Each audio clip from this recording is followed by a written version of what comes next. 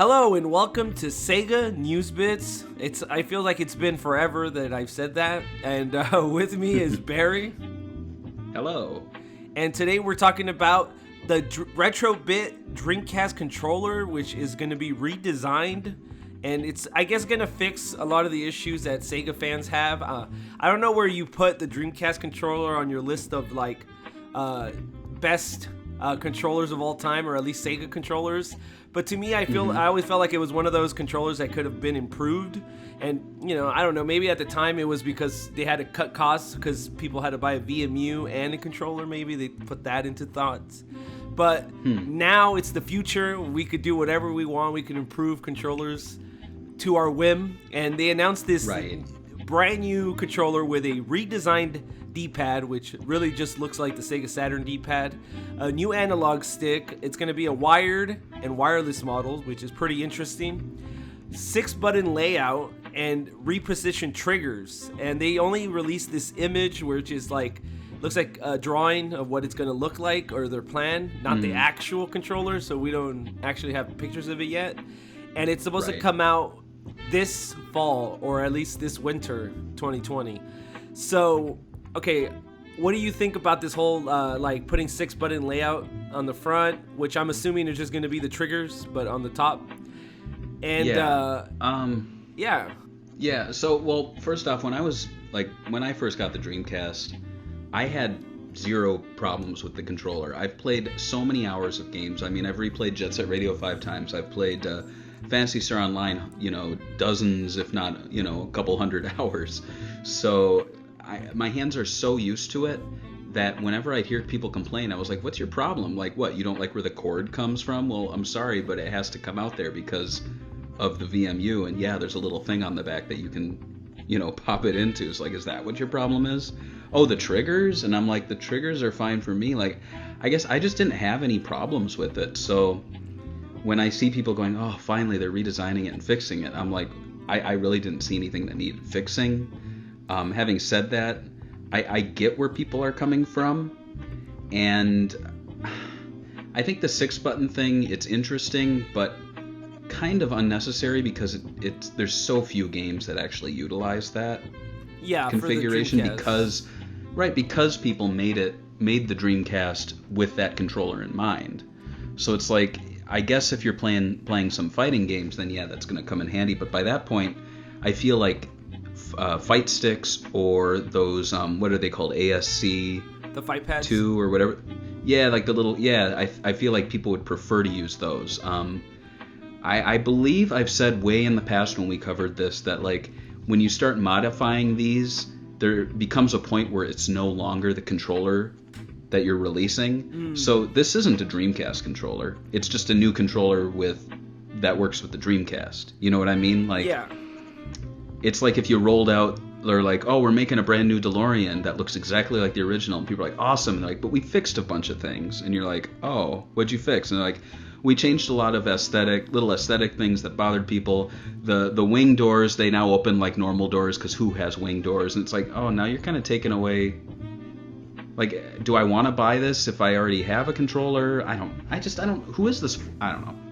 I personally am pretty excited because I do play fighting games, and I think one of the biggest reasons I bring out my Dreamcast when I play with people is to play like Marvel vs. Capcom 2 or Third Strike, or I guess it depends on the person. And you know what? I do agree with you on the 6-button layout. That's one of my things where I'm like, it doesn't work with every game because, like, Quake 3, for example, is very... it really uses the 4 buttons and stuff for, like, the FPS because there's not 2 joysticks on it. So that's kind of bad, I would assume, for some people, depending if you're playing a lot of 3D games. The 6-button might be kind of annoying, like you accidentally press it. But outside of that, I mean, it's obvious that the D-pad for the Saturn is perfect, and putting it on the Dreamcast will improve it, obviously. And while the original Dreamcast analog stick, in my opinion, is fine, like you said, you played thousands of hours of it. I have too. Yeah. But having a little rubber on it wouldn't kill it, right? So not everything on here is bad, but like I do agree with the 6-button layout that it just changed. Like you said, these games were designed with the idea that there's triggers in the back.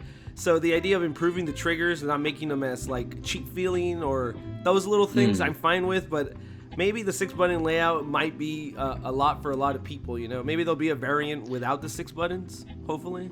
Right, Yeah. right. And I'm not saying this isn't like something that a lot of people want. I'm just saying, me personally, if you were to show me this and say, hey, they're re-releasing the Dreamcast controller, I'd say, well, that's not the Dreamcast controller because they changed it. You know what I mean? So it's like, there's nothing wrong with it. But like putting the Dreamcast logo on it and like saying it's a new Dreamcast controller, I don't know. I feel like that's going. It's officially licensed. Right, I guess, but it's like you're licensing something, but then changing it to the point where it's not really the original gamepad. I think they have the original one. I'm not sure they ever released it. I do have the Sega Saturn one they did, and it does feel like a Sega Saturn pad.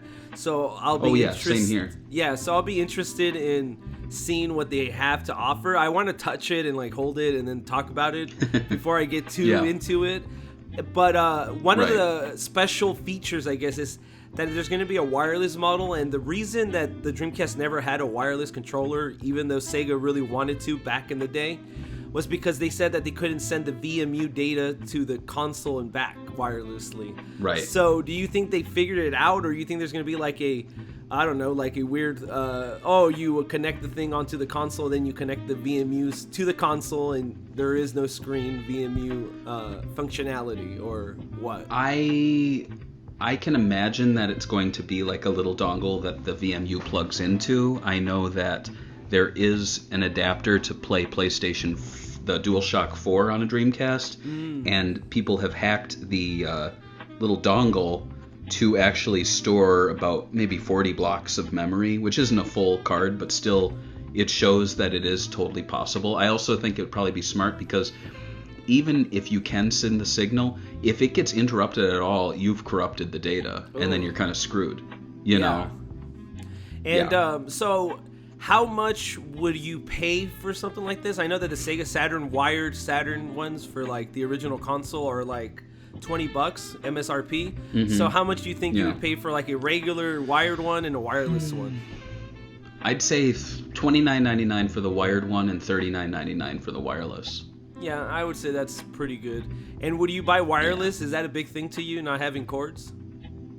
I'd get it just to have it. I mean, I have the Saturn one and I like it. I honestly don't play that many Saturn or Dreamcast games anymore unless it's for like a Sega Talk podcast or to just, I don't know, kill a couple of minutes. But it's not something where I'm like, oh man, I'm going to replay Skies of Arcadia. I'm going to play Shenmue. You know, like, I feel like those days are kind of behind me. Yeah, I was thinking about doing something with Shenmue, but like, I just haven't. I was going to do a thing about how, you know, they changed the story or whatever, how it changes from 1 to 3, but maybe in the future. Maybe when this controller pad comes out, maybe it'll give me that courage to go back on Dreamcast. Maybe.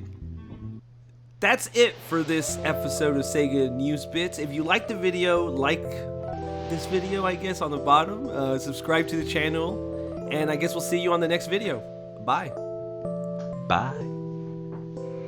Yeah, that works.